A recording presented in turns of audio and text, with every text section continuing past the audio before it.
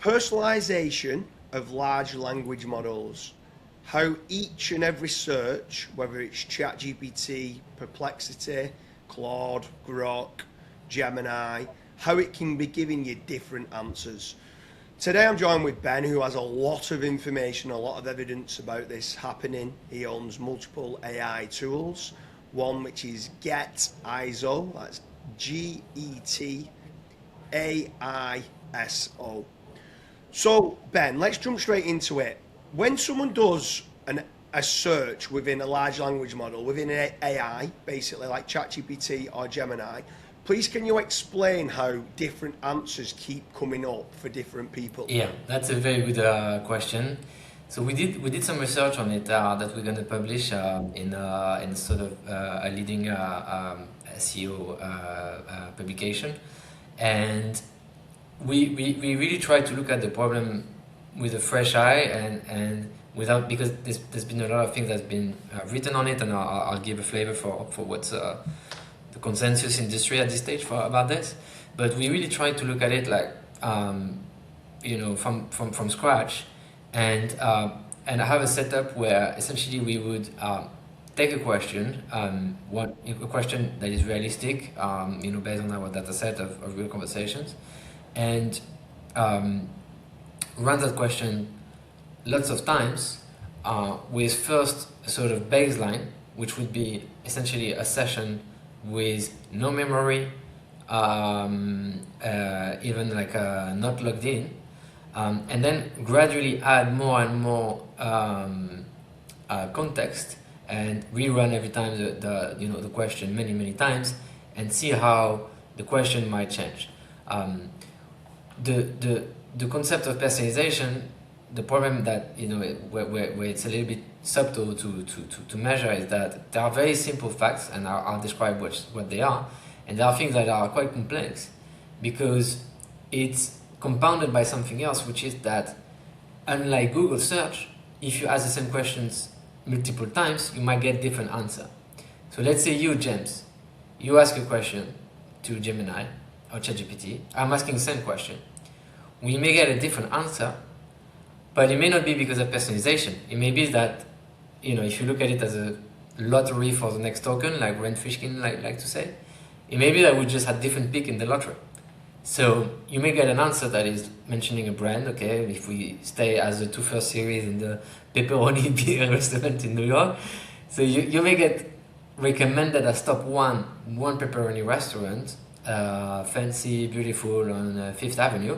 I may get one that is much cheaper in Brooklyn, and I may feel that maybe it's personalization. Maybe it's because in the past I said that I like non-pretentious restaurants, while you like fancy atmosphere. But it may just be that both are ranking equally well in the fan outs, and we talked about this in the previous episode.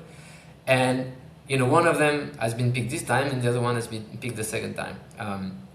So I think that's an important context to have, and I recommend viewers to have a look at the first two episodes, because once you sort of realize a little bit what are the kind of questions that people ask and how ChatGPT finds out those questions into web searches, then it gives you a little bit of a sort of clarity on why different people may get a different answer, and it may have nothing to do with personalization. So I think that's like one thing to bear in mind.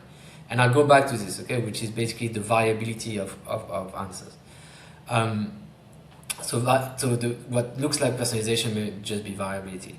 Now, there are some straight facts about personalization that are true. So the first one, for instance, that we mentioned in previous episode, is that every time you send a query, the location where you are is same with the query.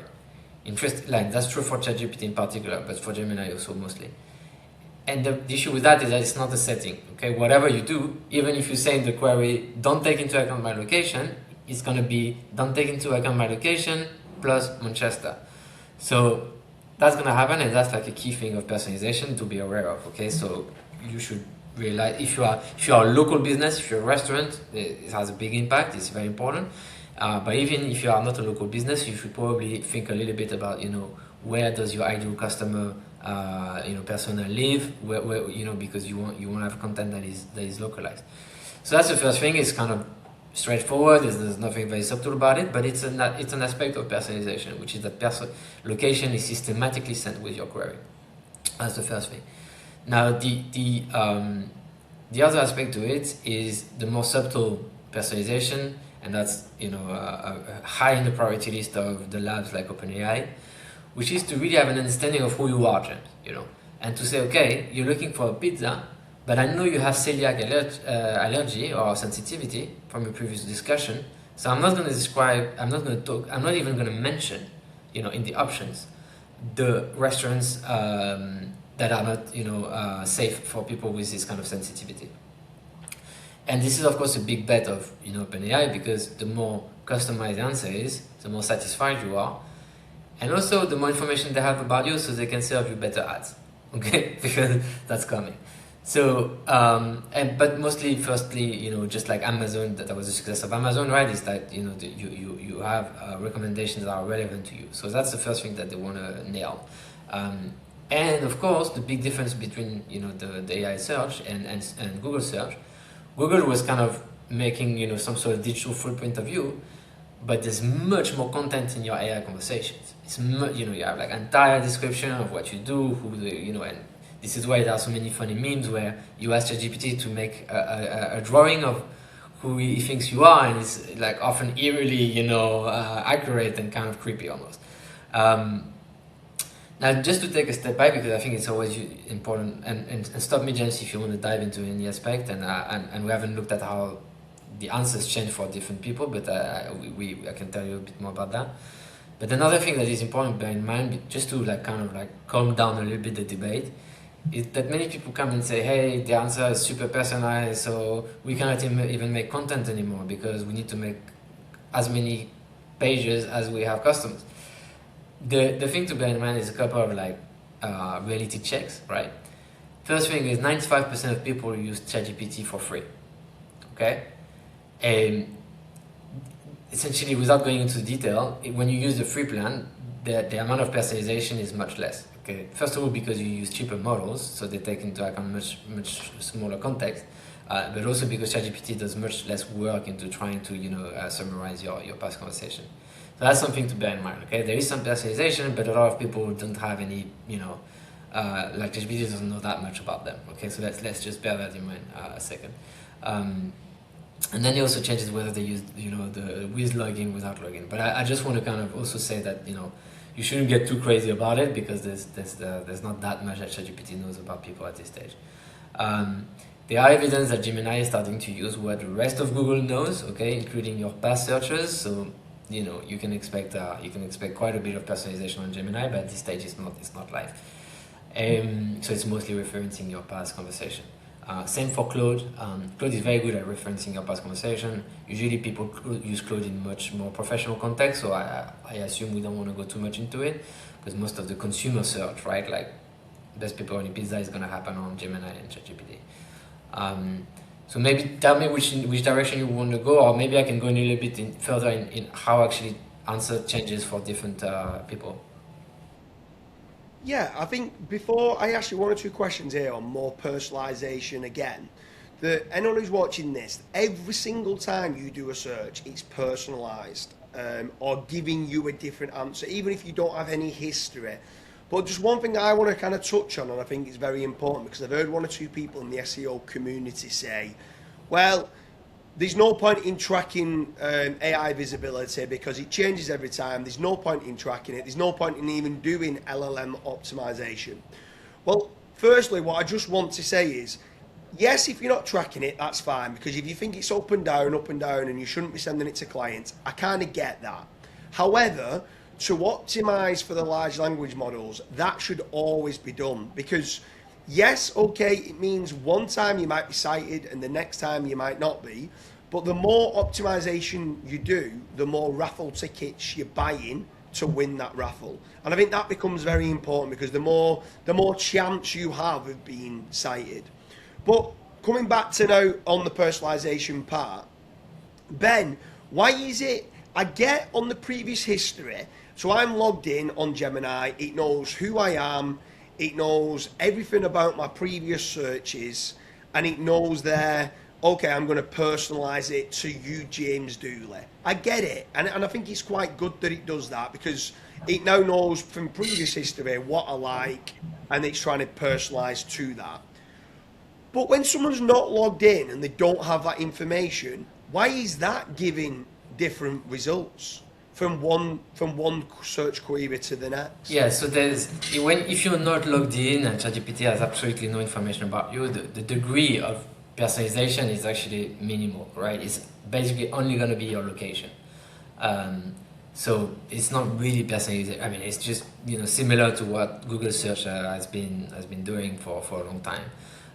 It's only really getting but it might look like personalization because the answer changes because of this kind of variability of the answer. And now I want to make a point that is kind of interesting because it links actually to this point you made, like the side point, but it actually links it to personalization. There's been some discussion on, okay, is it really worth tracking anything? Because it's just a lottery. It changes every single time. It's random. First of all, it's not random. It's just distributions. So, you may appear once in the answer and then not appear in the second one, but try this 10,000 times and you're going to see patterns, and if the question is related to something that is really clearly described on a website, you feature in the query fan out, then you're going to be visible for maybe 60% of the cases, right? So you want to aim for this market share, this kind of share of voice, rather than just a deterministic point in the ranking, but it's still something that you can optimize for, and you should aim for it. So that's the first point. And what is also interesting is that if you're logged in, if you have access, if memory is on, which is a default setting in ChatGPT, the variability of the question, of the answer, so how much it changed, and this is the main focus of the paper we're going to publish, the variability of the answer is reduced by personalization. So if you're James and you're really fancy restaurant, but not any kind of fancy, you fancy Japanese style restaurant with excellent whiskey and jazz. And I have no idea if that's okay, but I'm gonna go for that. And so if you like that, then what happens, and this links to what we described in the first 2 episodes, what happens is that when you send a question to ChatGPT and Gemini, same thing, they're going to generate a query fan out, okay, a web search, and that query fan out will have elements of personalization in it. So it would be, best restaurants, New York, jazz repeated 3 times, excellent 3 times with whiskey. So it's going to heavily weight the fan out towards your personalized feature. And what happens is that it does a web search, there are the top 30 results, but the top 30 results are going to concentrate over a much smaller sample now, because there's not that many restaurants that have exactly those features in New York. So you basically get into long tail queries where there might be just 1 or 2 options.